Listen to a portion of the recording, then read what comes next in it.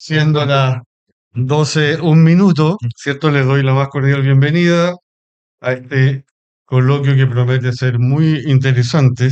Breve. Claro, y va a ser con lenguaje de señas porque se llama Cuando los filósofos enmudecieron. Y bueno, huelga la presentación. Emilio Morales, que es nuestro director del instituto, no, sus laureles son ya conocidos, así que sin más, Emilio, escuchamos. Perfecto. Muchas gracias, Eugenio.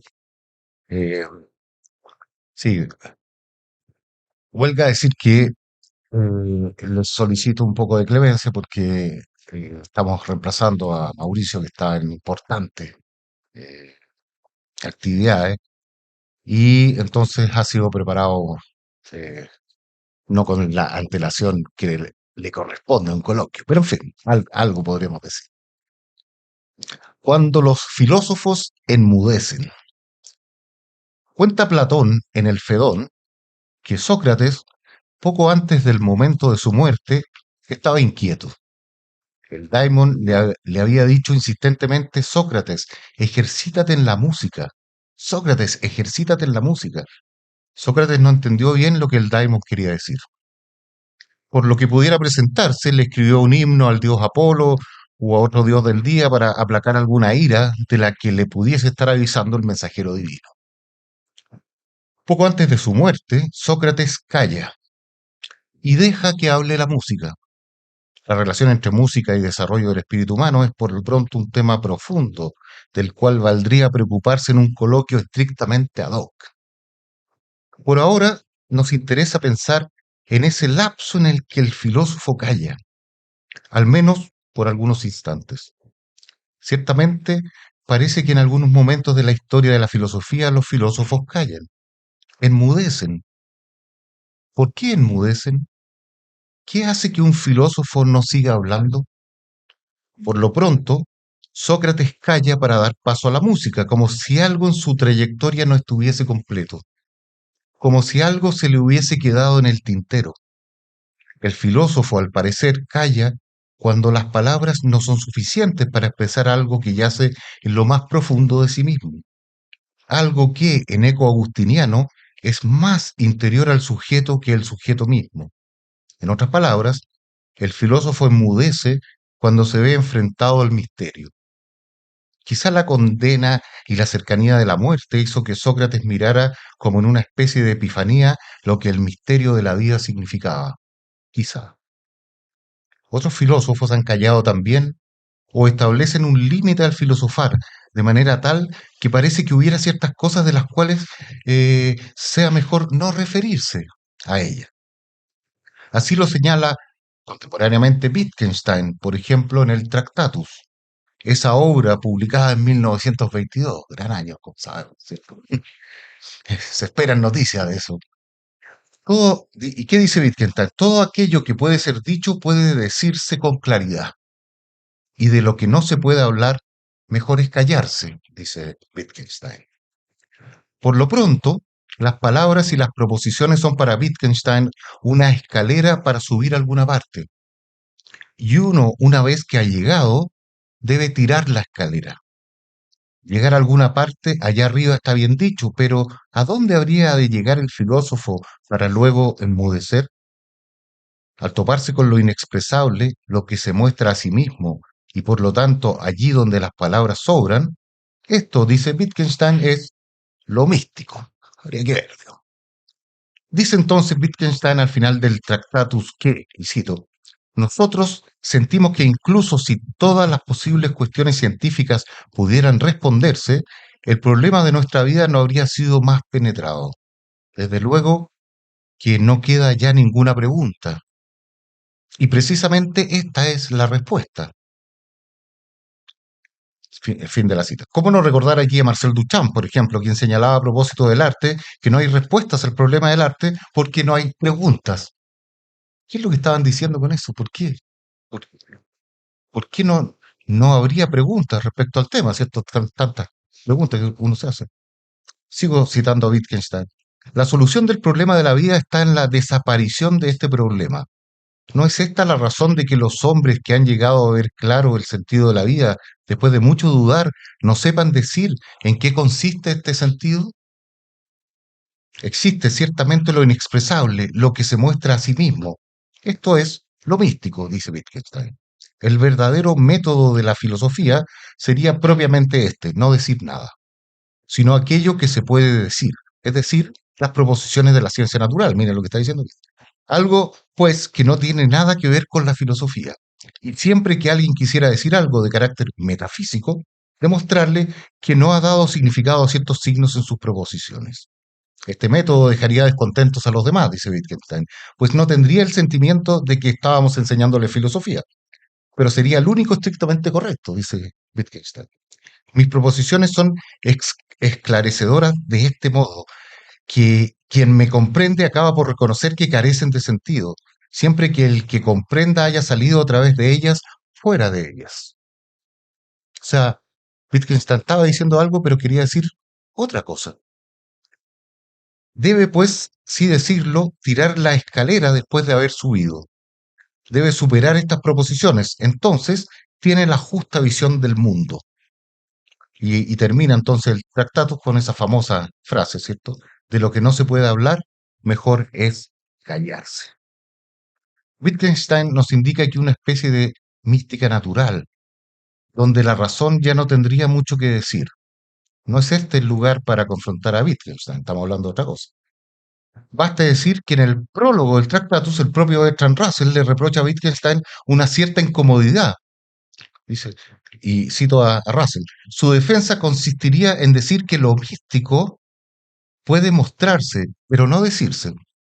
Puede que esta defensa sea satisfactoria, dice Russell, pero por mi parte confieso que me produce una cierta sensación de disconformidad intelectual. Claro, si estamos hablando en el plano de las proposiciones y de la argumentación, y decir que entonces hay algo que no puede decirse y no puede argumentarse, Russell dice, bueno, Mr. Wittgenstein aquí tiene algún tipo de problema, a pesar de que lo quería mucho, ¿cierto? Y que le dijo Wittgenstein a Russell cuando le pasó el tratado, le dijo, ¿qué le parece este libro? Vea lo que sé yo, mírelo. Y si le parece bien, porque tengo la intención de hacerme aeronáutico, le dijo. Entonces, si le parece bien, no me voy a hacer aeronáutico. Entonces, Russell lo leyó y después de un tiempo le dijo, no se haga aeronáutico, le dijo. En este sentido, la connaturalidad con el mundo y su misterio, lo que más que mística puede denominarse propiamente una especie de éxtasis natural, pues no es mística de lo que está hablando Wittgenstein, sino que de una especie de éxtasis natural, un quedarse abismado frente a la realidad natural y no saber qué decir, ¿no? ¿Cierto? Que eso sería propiamente el éxtasis natural. Podría tal vez ser mejor expresado por la poesía. Es lo que intuyó Sócrates al dedicarse sus últimos días de modo balbuciante a escribir poemas. ¿Cierto? Sócrates escribió poemas al final, no entendía. Este, ejercítate en la música. ¿Y qué hizo Sócrates? Que dice, bueno, yo que en realidad no le pego a esto, voy a escribir unos himnos por si acaso, dice, por lo que pudiera producirse.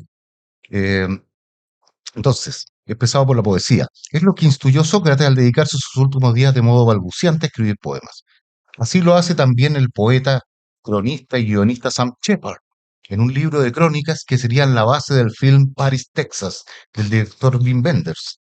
Allí Shepard muestra un poema que dice, ¿qué dice el poema? Limpió los canarios, dio de comer a la mula, se quedó traspuesto durante media hora.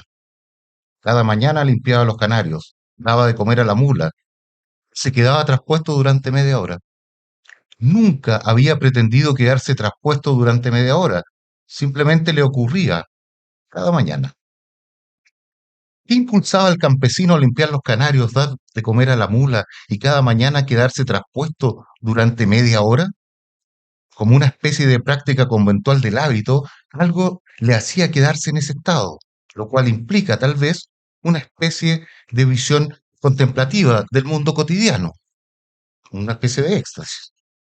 Algo parecido también a lo de Heráclito frente al fogón. ¿Cierto? Conocía esa anécdota. Conocía la historia que refiere que cuando dos discípulos lo van a ver y descubren esta escena prosaica, Heráclito calentándose frente al fogón, ¿cierto?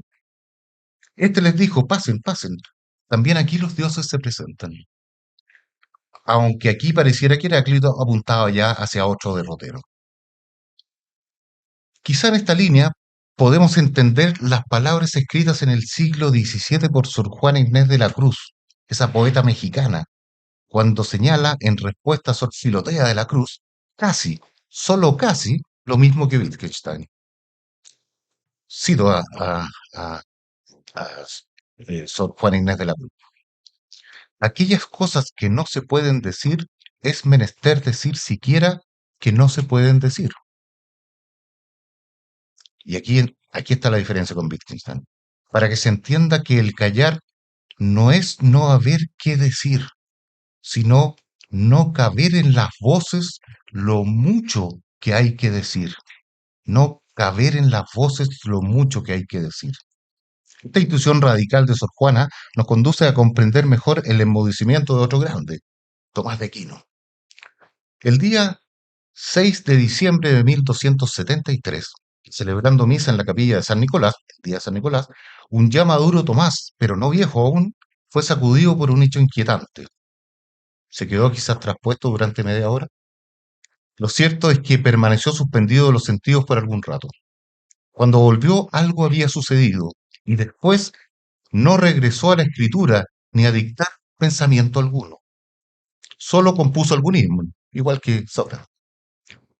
3 meses después, Santo Tomás murió.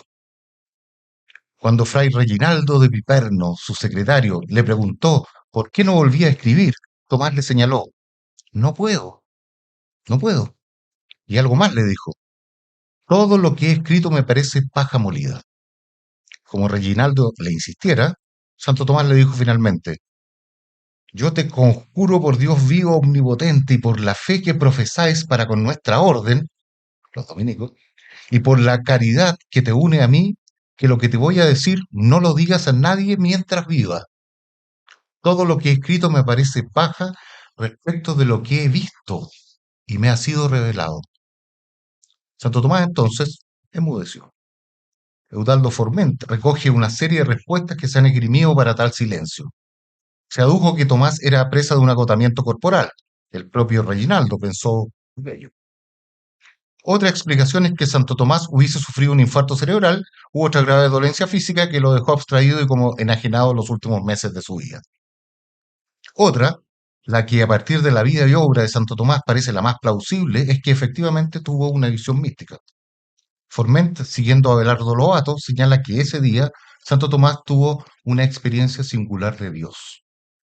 En efecto, respecto del agotamiento, podemos señalar que habiendo escrito durante 25 años todo lo que escribió, como señala Santiago Ramírez, cito a Santiago Ramírez, 891 lecciones sobre los libros de Aristóteles, 803 lecciones sobre la Sagrada Escritura, 850 capítulos sobre los evangelios de la Catena Áurea, 463 capítulos en la Suma contra Gentiles, 2.991 artículos sobre el maestro de las sentencias, unos 1.200 capítulos en multitud de opúsculos de diversa índole, 510 artículos en las cuestiones disputadas, 260 artículos en las cuestiones de Quodlibet y 2.652 artículos en la Suma Teológica, con la solución de más de 10.000 argumentos.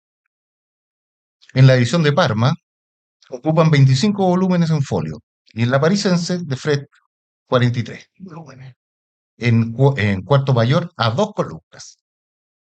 Una verdadera enciclopedia. Todo se encuentra en sus obras, desde la gramática hasta la metafísica, desde la homilética hasta la exégesis, desde la liturgia hasta la mística, desde la casuística hasta la dogmática más encumbrada.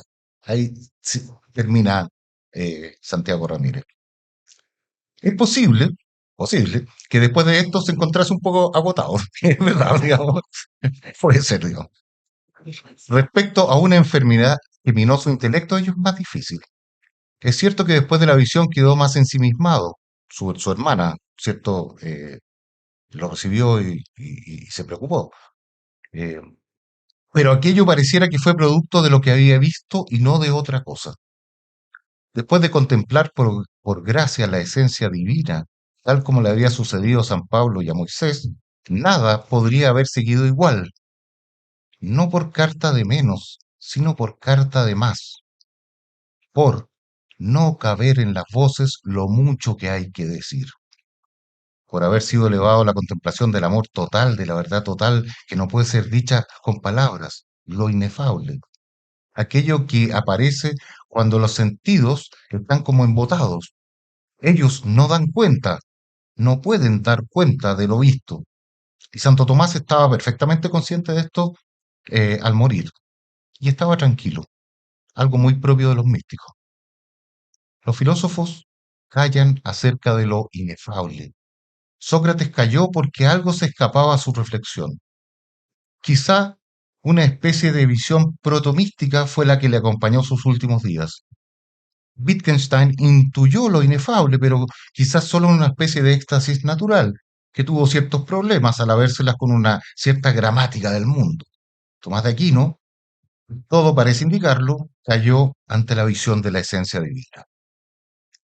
Para concluir, indiquemos que hoy muchos filósofos parecen enmudecer por carta de menos. Veo otro coloquio a la vista aquí, ¿cierto? Parecen enmudecer por carta de menos. Lean el libro Los filósofos y sus fantasmas de Eugene Yang, por ejemplo. El progresivo reemplazo de la riqueza de la naturaleza humana y su dignidad por la voz de la ciencia o de una filosofía de la ciencia, en eso el propio Wittgenstein tiene su cuota, nos ha hecho olvidarnos de nosotros mismos y de aquello que es más íntimo a nosotros que nosotros. Otro tanto sucede con la deriva desde la filosofía política a ideologismos de toda la haya. Frente a esto, conviene recordar a aquellos filósofos que han enmudecido por carta de más, que callaron porque no cabe en voz humana lo mucho que hay que decir. En este sentido, Edith Stein decía que las palabras son, son solo un puntero que indican un camino hacia lo inefable, pero no son lo inefable. Ello tal vez pudiese ser un norte para reconquistar un verdadero humanismo. Eso sería.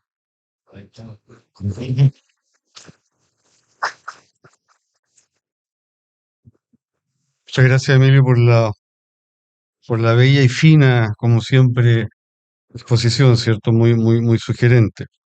Así es que ahora tenemos bastante tiempo para poder conversar acerca de lo que nos ha expuesto Emilio. Así que queda abierta la palabra. Yo no sé si los que están conectados ahí, habrá alguna mano que se levantará.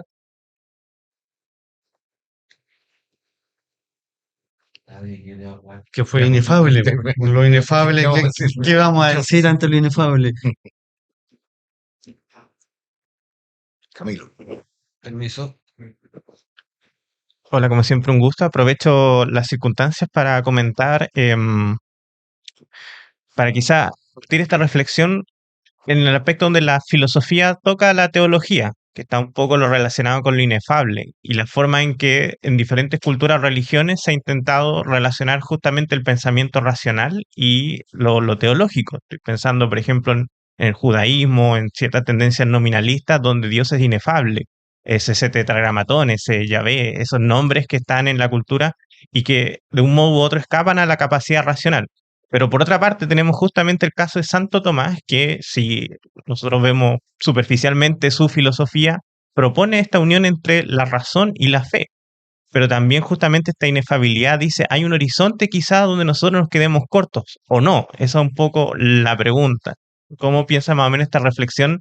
Donde, digamos, así como el físico hay un momento en que ya no se mete en el terreno del químico y viceversa, donde el filósofo ya no debería enunciar justamente en este caso donde llega lo inefable, es el terreno de lo teológico, o incluso el filósofo con hacer esta ciencia primera en cuanto de los primeros principios y lo último, podemos dar ese discurso de Dios que quizás está reservado a la visión mística.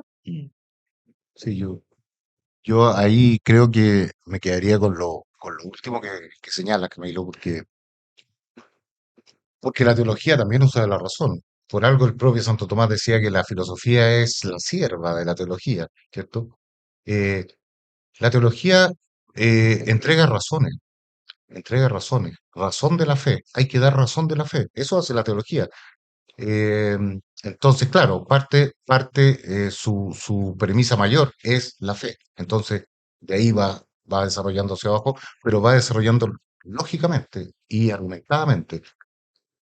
Yo creo que de lo que estaba, o sea, la incapacidad, y es curioso que esto pasara 3 meses antes de la muerte de Santo Tomás. ¿Eh? Santo Tomás vio algo. Si uno piensa que vio la esencia divina y la vio de la misma manera que la vio Moisés y que la vio San Pablo, que son muy pocas veces en que aparece la esencia divina mostrada con tal fuerza, ayudada sobrenaturalmente, obviamente, lo ayudan a Santo Tomás a tener esta visión. Cuando ve eso, obviamente que cuando se ve la realidad tal cual es, digamos, con la fuerza que tiene, ver una especie una antesala de la visión beatífica, ¿cierto? O sea, ver a Dios cara a cara en la medida de las fuerzas que lo humano le permiten, ¿cierto? Para eso necesita tener un auxilio divino, necesita la gracia. Entonces, ¿qué es lo que pasa ahí con Santo Tomás? Santo Tomás se da cuenta del amor total y se da cuenta de la verdad total. Entonces, cuando se ve enfrentado a eso, todo lo anterior le parece paja molida.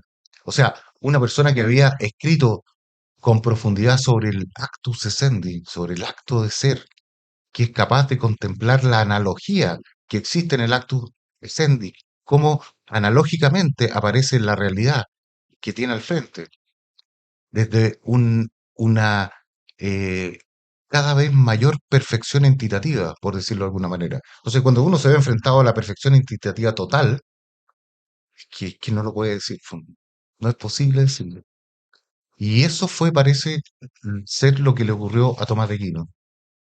Sin duda que Tomás de Aquino tuvo una visión mística, que es distinta a la visión de Wittgenstein. Wittgenstein, de alguna manera, él dice, habla de la mística, pero en realidad está hablando de un éxtasis natural, ¿cierto? Porque él dice, mira, es que en realidad sobre esto no podemos saber mucho porque para seguir hablando sobre esto tendríamos que conocer los límites del mundo, dice Wittgenstein. Y conocemos este lado de los límites del mundo, pero no el del lado de allá. Ahora, ¿qué es lo que le dice Bertrand Russell? Le dice, mira, está muy bien lo que dice Wittgenstein, pero de alguna manera se las arregla para decir lo que existe al lado de allá desde el lado de acá, dice Bertrand Russell. Entonces, lo que hay ahí es una especie de asombro ante el mundo. Wittgenstein de alguna manera calla, digamos, porque no hay algo que se le escapa y por eso cae en una exposición de la filosofía simplemente como ciencia natural o simplemente como una filosofía de la naturaleza, ¿cierto? Que es un poco lo que está muy en boga hoy día en una cierta corriente cultural, donde nos hablan de la filosofía como simplemente epistemología o filosofía de la ciencia. Y Wittgenstein está consciente de eso. Y dice, claro, ¿qué es lo que le pasa a Wittgenstein? Él dice, bueno, esa es la única manera que podemos hablar sobre las cosas. No hay otra, digamos. Eh, Quizás uno podría pensar ahí que más en profundidad sobre el tema pensó Sor Juana Inés de la Cruz, porque ella dice, no, es que uno tiene que callar cuando se da cuenta que las voces no son capaces de decir todo lo que hay que decir. Es tan grande lo que hay que decir que no se puede, una especie de, en algún sentido, Santo Tomás hablaba de teología negativa, ¿cierto? ¿Cuándo? ¿Cuándo ocurre la teología negativa? Cuando uno se da cuenta de que el bien, la verdad y la belleza que nosotros conocemos, eh, aplicado a imagínate que uno enfrentara eso, lo confrontara con Dios mismo, no con la idea de Dios, con Dios mismo. Y entonces uno dice, parece que Dios es tan bueno que no es bueno, digamos. Es tan verdadero que no es verdadero. Es tan bello que no es bello. Claro, no es bello de acuerdo a cómo conoce este recipiente, digamos, ¿cierto? No lo. Em, Alejandro. Bueno, Emilio, muchas gracias. Muchas gracias por tu presentación, por este recorrido tan luminoso de poetas y filósofos. Y te quería hacer una pregunta a ti en calidad de, no de filósofo, sino de poeta. Em, ¿qué tiene la poesía como medio expresivo que quizás no tiene la ciencia, que quizás no tiene la filosofía, em, para intentar expresar lo inexpresable? O sea, mencionas que Sócrates termina con la música, Santo Tomás termina con estos himnos, pero aún así, hay, a mí siempre me queda como no sé, la pregunta de todos estos poetas que para decir que no hay palabras, usan palabras para, o sea, como esta especie como de reflexividad y un no sé qué quedan balbuciendo de San Juan, Ujú. o la misma cita que tú trajiste de Sor Juana. eh, ¿Por qué las palabras y por qué esas palabras para hablar de lo indecible, de lo inefable, de lo que no puede ser dicho con palabras? Sí, sí, es curioso. Yo, es una magnífica pregunta que estoy absolutamente incapacitado de responder. Digamos. No, no sabría cómo abordarla. Eh, Quizá uno podría decir algunas cosas, como que a través de la poesía y a través de las palabras, como dice Requelín, que los poemas están hechos de palabras y no menos que de ellas, dice. Y es verdad, están hechos de palabras y no menos que de ellas. Entonces, eh, lo que pasa es que uno, a través de esas palabras, toca de alguna manera la condición humana, toca la condición humana. Y la toca de manera connatural, para mantenernos en la línea de Tomás de Aquino, ¿cierto? Y la toca de manera connatural. Entonces, hay una unión no conceptual con la realidad, que es propio de las visiones místicas, de luego, pero también de la visión de la belleza, ¿cierto? Cuando se contempla la belleza, se la contempla de una manera connatural, pero no conceptual. En eso se hermanan Kant y Santo Tomás de Aquino, ¿cierto? La- Tienen una otra diferencia, pero en eso se hermanan. ¿Por qué? Porque se está contemplando con naturalmente la realidad. Y esa con naturalidad, sin embargo, para expresarse desde el lado de acá, tiene que usar palabras, tiene que usar palabras. Pero hay esa con naturalidad, eh, esa visión directa, diría yo, de las cosas, que aparece en la poesía, pues, en la gran poesía aparece. La pequeña tal vez, también, a lo mejor. Antes de darle la palabra a Guillermo y Juan Carlos también, ya, una cosa bien simple que va en la línea de lo que te estaban preguntando. ¿Sería posible hacer una distinción entre callar y enmudecer? Es decir, el silencio puede tener diferentes causas. Estoy pensando en voz alta. Sí, Y una de esas causas es el enmudecer, producto del arrobamiento místico como el de Santo Tomás, donde ya no era posible decir algo más. Y que quizás el enmudecer sea la superación de la filosofía. Ya estamos en un plano sobrenatural, estamos a otro nivel y el filósofo tiene su límite, tiene su área. Pero el callar podría ser un acto voluntario, o sea, el enmudecer hay un acto involuntario ahí, es cierto, quiero, pero no puedo porque ya estoy en otro nivel. Y en ese sentido, yo, aquí pensando en voz alta, lo que tú me has señalado, veo que hay como una superación de la filosofía. Excede ciertos límites, pero el callar podría ser un acto voluntario, prudente o imprudente sería otra discusión, pero quizás ese callar es la negación de la filosofía. claro, ¿Ah? claro. Sí, No sé si se puede hacer esa sí, distinción o no. yo encuentro que es una distinción útil, eso, y que tiene que ver con la realidad. A veces callar se puede deber a muchas cosas, digamos. Lo otro es producto de un encuentro inefable, ¿no? Es una cosa que uno no puede decir nada, digamos. Y a lo mejor callarse podría ser que después de eso uno conscientemente se calle, o mudece y luego se calla, precisando, digamos, las cosas, podría agregarlo al texto. Eso. Uno enmudece y luego se calla, y a veces se calla de mala manera, como como cuando se calla por carta de menos, digamos, y no por carta de más. Entonces a veces uno, o en la misma vida cotidiana, ¿cuántas veces uno dice, ¿por qué no dije esto si debería haberlo dicho, digamos, ¿cierto? Debería haberlo dicho. Bueno, eh, y uno se calla como subjetivamente, digamos.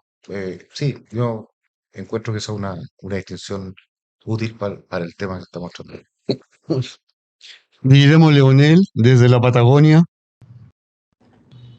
Muchas gracias, Eugenio. Muchas gracias, Emilio, por tu exposición. Me pareció muy interesante y muy interior. ¿Ya? La verdad que me iluminó bastante. Eh, yo iba a algo un poco parecido a lo que estaba un poco relacionando ahora Eugenio, obviamente no con esa profundidad, ¿verdad? De Eugenio, pero sí también me llamaba la atención, en el fondo, esto matiz que quizás también daría, no para un coloquio, sino también como para seminarios, ¿verdad? El sentido del silencio. ¿Eh? En el sentido, porque efectivamente lo que estaba de alguna manera eh, insinuando Eugenio, ¿verdad? Con este callarse o el silencio puede obedecer a muchas razones, ¿eh? A muchas razones. Yo puedo estar en silencio porque siento indiferencia, en silencio porque no me importa lo que se está diciendo, en silencio porque no me importa el otro, se da también esa, por miedo, por temor, en fin. Pero este silencio que yo entiendo, ¿verdad? O pretendo entender lo que efectivamente tú nos quieres plantear, yo lo veo como este silencio, ¿ya? Que en el fondo es como este silencio que se relaciona con la trascendencia, ¿ya? Y que debiera ser como este silencio, como plenitud del logos. Es decir, hay tantas palabras o palabra que en el fondo me hace sentido a mis pequeñas palabras, que hacen sentido y que las ilumina. Por tanto, ya no es necesario que yo las diga porque ya las entiendo a partir de esa plenitud que se me está diciendo, que se me está evocando, que se me está insinuando, ya sea por una relación propia, ¿verdad? De una búsqueda académica, intelectual, espiritual, mística, ¿eh? Que de alguna manera me llena. Entonces ese silencio como plenitud.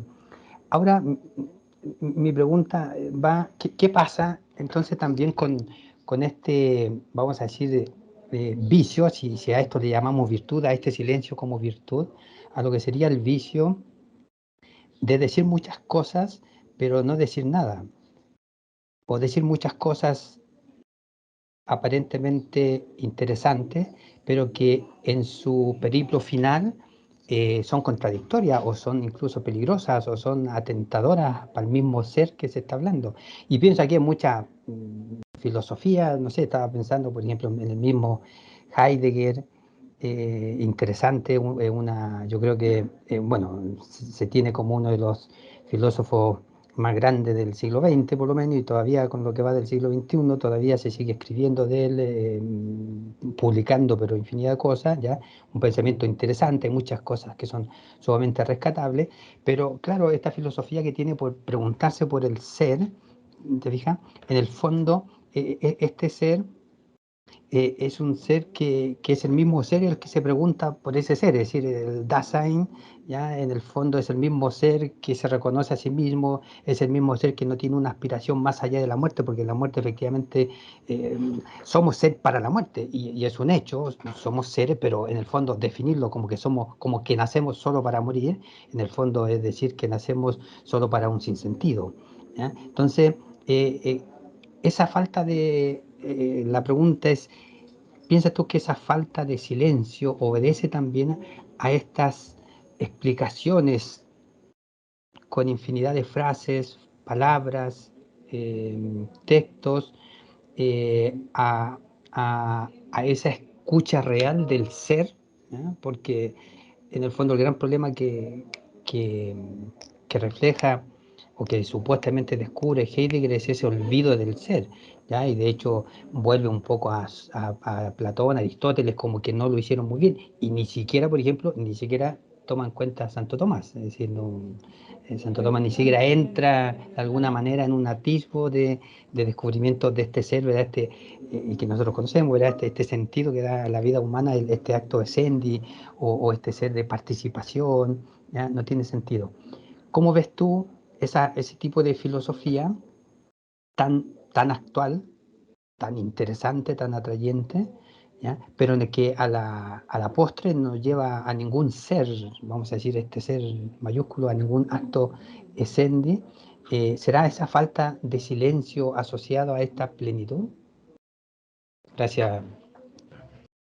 Sí, difícil también contestar esa pregunta, porque Heidegger tiene eh, eh, tantas interpretaciones. La propia Edith Stein, por ejemplo, decía de la filosofía de Heidegger, dice que, bueno, lo primero que dice Edith Stein es que, dice, cuando leí Ser y Tiempo me quedé como anonadada, dice, que no podía dejar de leerlo. Y estuve ahí sumergida en Ser y Tiempo.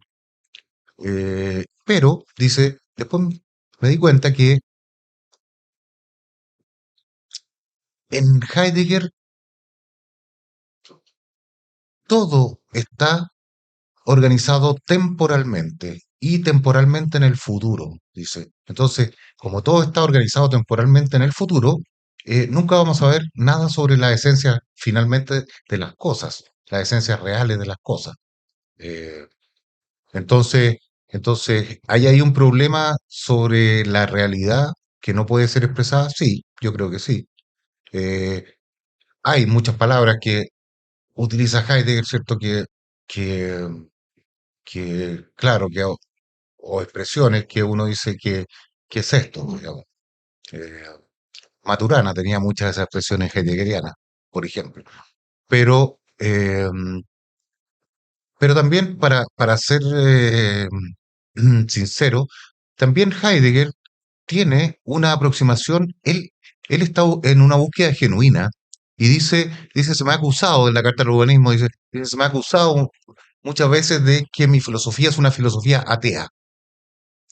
Eh, y, y mi filosofía no es una filosofía atea, dice Heidegger. Lo que pasa es que mi filosofía quiere detenerse allí donde la posibilidad de hablar de Dios pueda ser pensada, dice, puede ser pensada.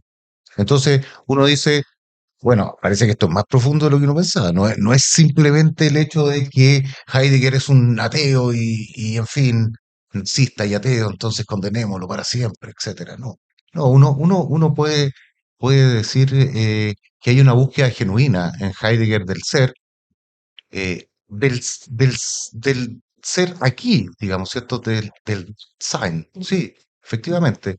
Y ahí es donde se quiere mover él. En un libro tan bonito o sea, un artículo tan bonito de Heidegger que se llama ¿Por qué permanecemos en la provincia? Dice, parece que a lo mejor en la ciudad hay demasiado ruido. Dice.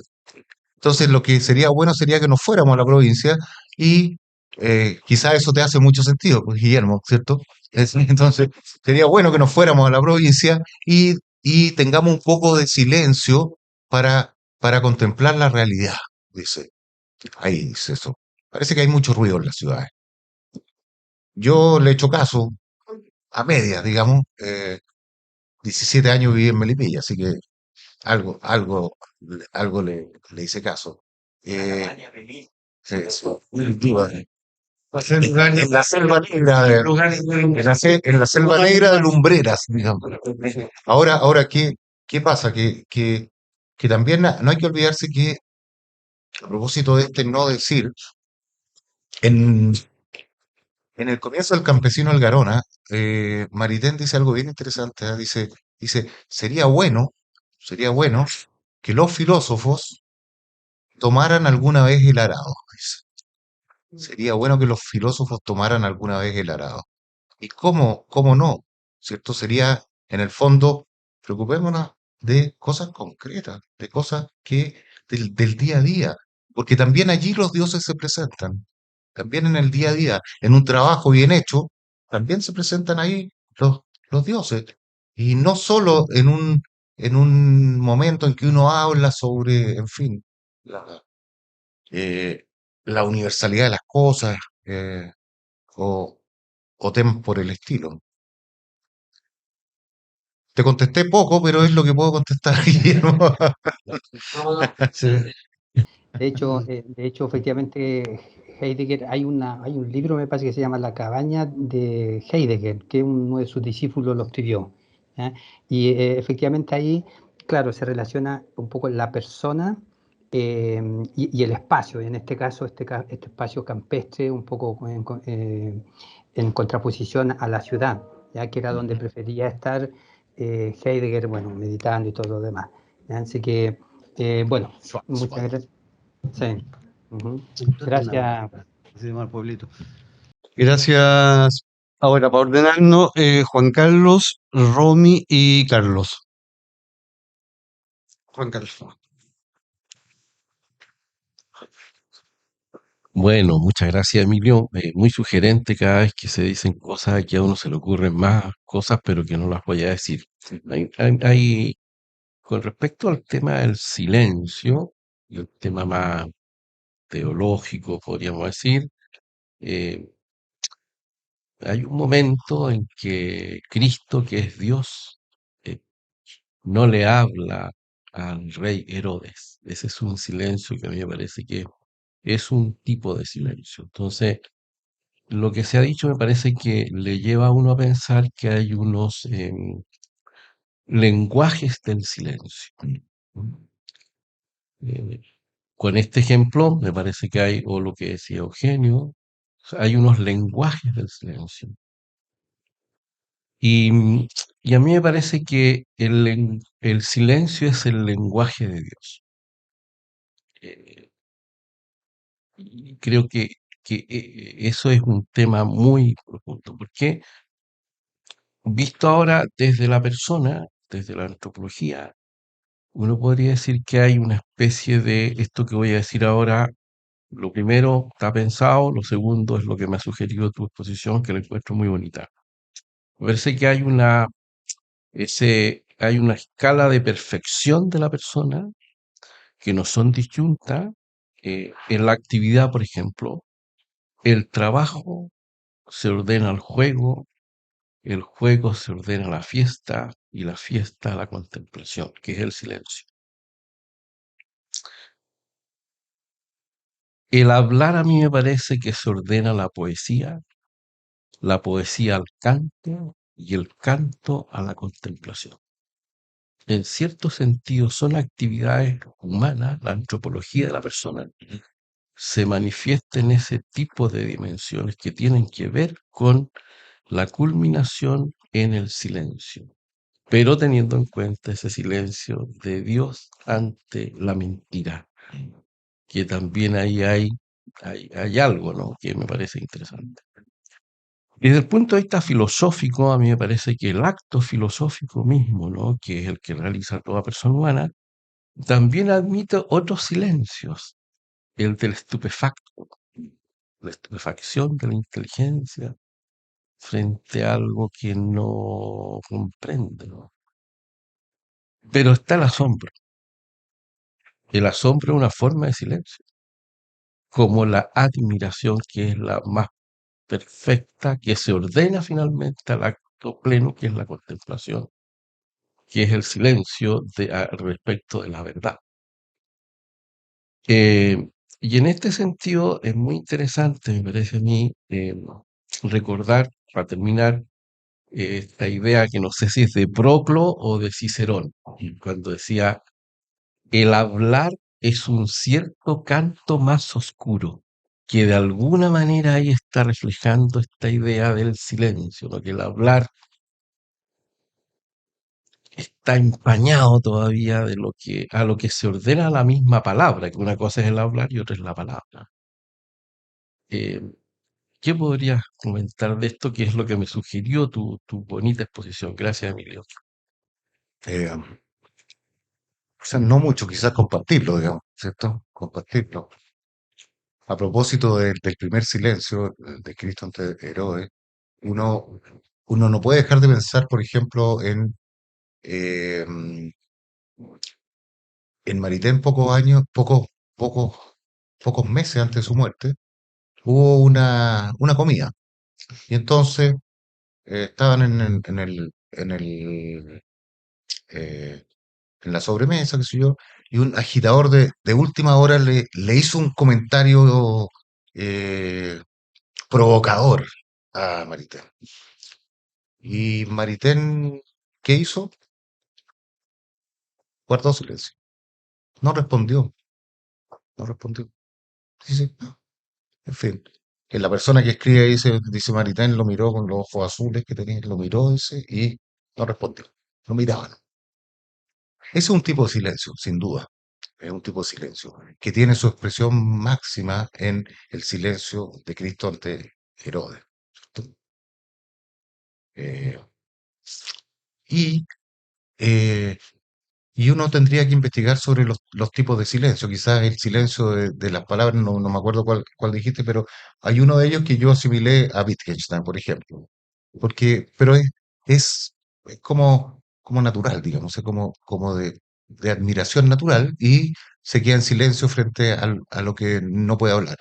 Y entonces dice, de lo que no se puede hablar, mejor es callarse, digo, ¿cierto? Hay una mirada natural.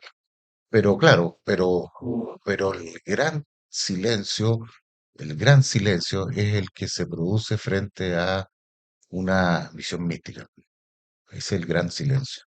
Eso es lo que no puede decirse con palabras porque hay mucho que decir, por lo mucho que hay que decir, no por lo poco que hay que decir o porque no puedo hablar. Es que cada palabra que diga se va a quedar corta, no va a dar el ancho, digamos.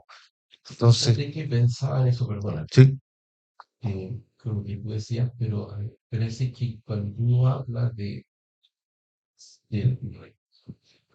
de comunicación, está hablando de siempre de dos personas. ujú, Entonces, em, uno,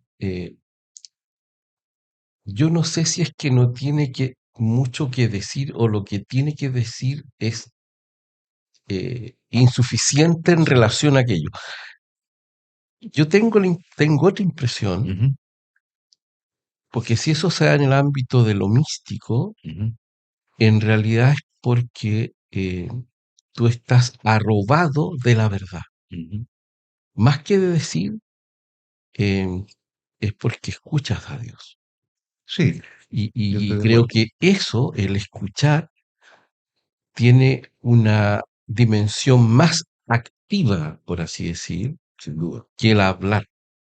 Entonces, de esa perspectiva, yo no sé si es porque uno tiene mucho que decir y que no caben palabras que decir, o más bien porque lo propiamente humano es escuchar. Tengo una cierta intuición, em, porque esa connaturalidad es recepción de lo real, Mm. me parece. Sí, No sé si sí, sí. yo creo que algo de eso hay, sin duda, del escuchar, saber escuchar la voz del ser, o sea, escuchar diría la voz de Dios en este caso. Eh, pero también hay una vuelta, o sea, Santo Tomás vuelve. Y Santo Tomás dice, cuando le dice Reginaldo, bueno, pero y ya sigamos escribiendo, ¿cierto? Y le dice, no, no puedo, dice, no puedo. Ahí me parece que, eh, que hay quizás un callar y no un enmudecer. ¿Cierto? Él enmudece cuando, en el momento de la misa, cuando se queda traspuesto durante media hora, efectivamente ahí enmudece.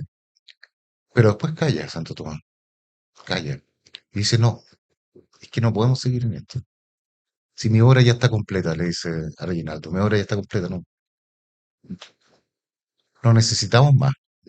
Y ahora, ¿qué significa eso? Significa que, que frente a lo que había que decir, o sea, ¿significa eso renegar de toda su obra? Por supuesto que no, ¿cierto? Ni mucho menos. Significa que frente a lo que hay que decir, llegamos hasta aquí nomás. Y ya hizo bastante, creo yo. Santo Tomás. Bien, Ronnie, Muchas gracias, Emilio, una hermosa presentación. Yo pensaba, por cierto, estar en presencia de Dios, lo inefable, pero también en nuestra presencia con otros frente a una belleza insondable frente a un dolor enorme. El callar porque uno siente que cualquier cosa que se diga empobrece, no agrega, sino que en el fondo las palabras de uno van a ser una disminución o por último frente a un dolor van a ser un insulto al que está sufriendo el dolor porque uno no va a ser capaz de realmente expresar ese significado que tiene lo que se está viviendo. No sé si lo pensarías dentro de este rango, reconociendo, por cierto, que cuando pensamos en la presencia de Dios estamos a una dimensión totalmente distinta. por, por ese comentario. Y sí, a mí no hay nada que me incomode más que tener que dar un pésame, por ejemplo. Es que cada vez que doy un pésame, creo que no di el ancho, que que dije algo, no sé, venga mi pésame, o lo siento, o uno dice, parece que como si las palabras perdieran sentido, digamos, porque en realidad uno quiere acompañar a la otra persona en su dolor y no lo logra, digamos, y parece claro, diría Hildebrand, tiene un pathos falso tiene, ¿cierto? Lo que uno está diciendo, porque no lo logra, no lo logra. Eh, yo creo que al final eso tiene que ver con lo mismo que estamos conversando, ¿no? De todas maneras, en la vida cotidiana, sin duda. Sí, gracias por eso. Carlos. Gracias, Emilio, y ¿se escucha bien o no? Sí, perfectamente. Sí, sí, voy a tratar de ser breve porque yo creo que igual ya se contestaron varias de las preguntas o comentarios que quería hacer. No, a mí me gustaría escuchar, Emilio, como tal vez una reflexión. eh, eh, eh, hay un ángelus que hizo el Papa Juan Pablo II el año 2000, más o menos, sobre el silencio, y decía que en el silencio se puede escuchar lo íntimo de la conciencia, que es la voz de Dios y que en el fondo es donde nos hacemos más libres. Entonces, a mí me hizo mucho sentido todo lo que tú has comentado sobre el dejar las palabras un poco de lado, porque creo que toca un aspecto que la sociedad moderna lo evita constantemente. Entonces, eh, quería escuchar como tu comentario, cómo tú ves que uno, por ejemplo, en el ejercicio de la vida cotidiana, puede haber espacios para conectarse con eso. ¿Cómo ves tú en esta sociedad como moderna, cómo el ámbito del pensamiento, la humanidad, etcétera, se puede desenvolver en una sociedad que precisamente detesta el silencio?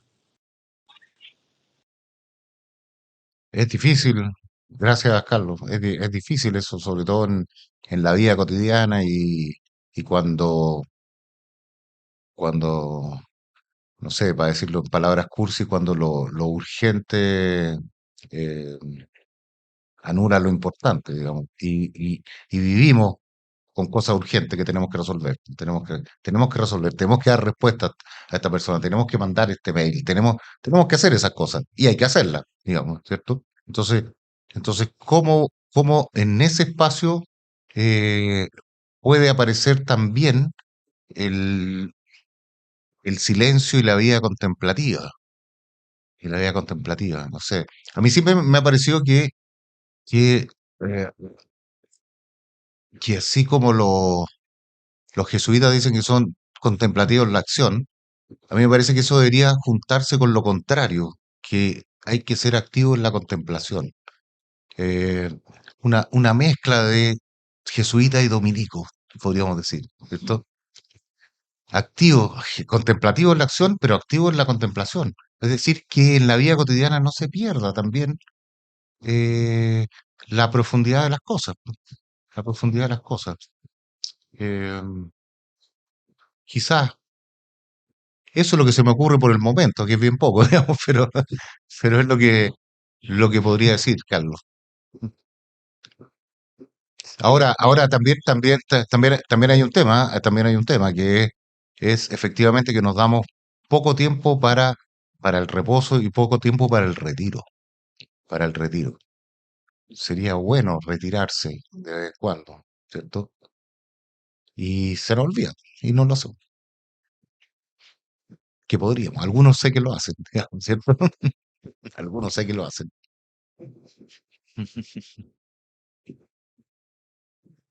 Bien, ¿alguien más que quiera aportar este interesante coloquio? Lo que esté presencialmente virtual. Bien, parece que es elocuente el silencio. Ah, así que quedamos hasta acá, siendo pasado las 1, respetando nuestro horario también. Y los dejamos invitados al próximo coloquio que Será de Saralegui, el profesor Saralegui nos va a hablar sobre la española o algo similar que tendremos que precisar en semana, el título, digamos. Sobre la isla y alguna relación ahí que él hace sobre esos temas, digamos. Bien, muchas gracias a los que nos acompañaron virtualmente y presencialmente. Nos vemos, Dios mediante, la próxima semana. Que estén bien. Chao.